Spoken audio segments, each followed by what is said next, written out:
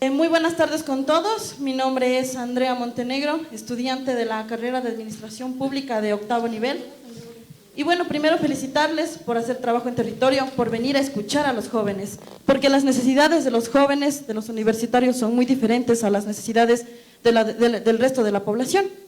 En ese sentido, pues, cuán importante es mencionar el invertir en educación, que los jóvenes estemos preparados para el presente, para el futuro. Cuán importante es que se invierta en educación de calidad.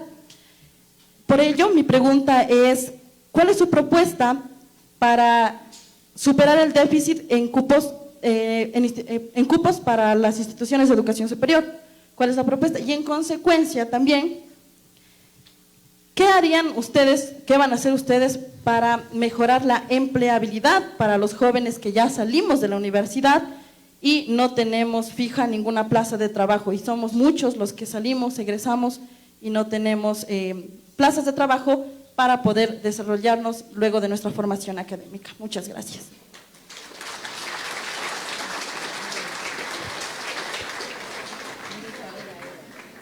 Bueno, Andrea, vamos a comenzar rápidamente por un concepto clave, que es el demográfico, ¿ya? El Ecuador está viviendo su fase de bono demográfico. Esto es súper importante que aprendan en administración pública también la demografía, por lo menos lo de elemental.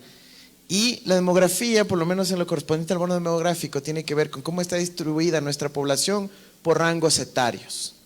El famoso bono demográfico es la fase de la historia de una población, de una sociedad, cuando la población en edad de trabajar o en edad productiva es la que está en su pico con relación a lo que se llama la población dependiente, que son los adultos mayores, generalmente ya no activos, o los menores, los niños que están todavía bajo cuidados o en procesos de formación.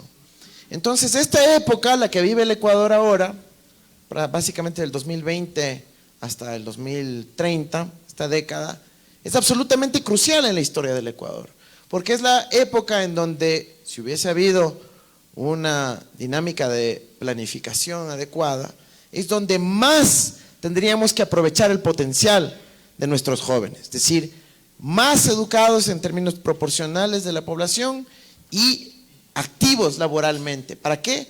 Para construir acervo social que pueda ser redistribuido cuando ya salgamos del bono demográfico y más bien empiecen a haber más dependientes que aportantes. Entonces eso es un primer concepto absolutamente clave. ¿Qué significaba eso? Que había que invertir enormes cantidades en acceso a la educación superior y en empleabilidad, justo los temas que acabas de mencionar. ¿Cómo se refleja eso en términos de los índices vigentes? Lamentablemente, viendo por ejemplo el de empleabilidad, los niveles de desempleo en el país, ¿dónde son los más altos? Justamente en la población juvenil. Es decir, ignorando por completo la dinámica del bono demográfico que estamos viviendo. Para que entiendan de otra manera, para poder pagar nuestras pensiones cuando todos ustedes jóvenes lleguen a edad de adulto mayor, ahora es el momento de aportar. Y justo ahora es el momento donde los jóvenes menos están trabajando y aportando a la seguridad social. O ahorrando personalmente, tampoco, no hay ahorro.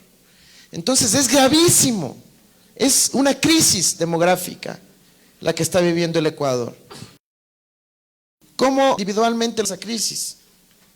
Me voy del Ecuador. 220,000 ecuatorianos, en su mayoría jóvenes, han abandonado la patria desde abril del 2021. Desde abril del 2021. ¿Qué pasó en abril del 2021? Desde abril de 2021, 220,000 jóvenes ecuatorianos han decidido que aquí ya no hay esperanza, que aquí no hay oportunidades suficientes y se han ido. Muchos cruzando y aventurándose por el Darién, la selva panameña. Diagnóstico. ¿Qué podemos hacer nosotros? Como lo dijo Luisa, invertir. Aquí a veces la gente piensa que es un examen el problema. Bueno, digamos que el examen es más fácil, pero si igual hay 50 cupos Entran solo 50 pues. Si hay 200 que aplican y 50 cupos, por más que el examen sea más difícil o sea más fácil, solo hay 50 cupos. Entonces el problema es que hay que abrir la cantidad de cupos. Y si en una aula entran 40 alumnos, 40 sillas, 40 pupitres, no puedo meter más en esa aula, pues. Tengo que construir otra aula al ladito. Y si en el laboratorio solo entran 15, tengo que poner otro laboratorio al lado, si es que quiero aumentar cupos. Entonces, ¿cómo se hace eso? Con mayor infraestructura. Ah, pero bueno, ahora tengo 2 aulas, pero un profesor. No, otro profesor. Entonces ya es más inversión también en talento humano, en contratar docentes. Desde que nosotros salimos del gobierno, el presupuesto de educación superior, el FOPEDEUPO, se ha reducido en cientos de millones de dólares. No me acuerdo la cifra exacta, pero creo que son ya más de 200 millones de dólares anuales lo que se han reducido a las universidades. Entonces, obviamente hay una crisis de cupos.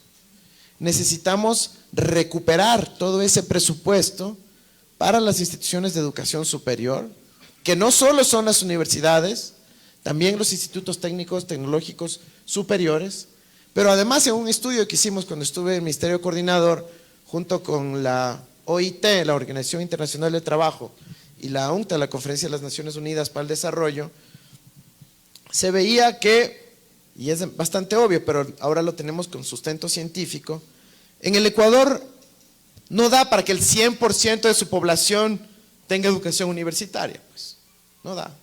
No da por su vocación productiva, no da por su estado de desarrollo capitalista, industrial, etcétera. Entonces necesitamos básicamente 3 grandes grupos: los que tienen educación universitaria, propiamente dicha, los que tienen educación técnica y tecnológica, un tercio, y un tercio de la población que tiene cualificaciones profesionales, certificaciones de ciertos oficios, de artesanía, de otras vocaciones de carácter productivo.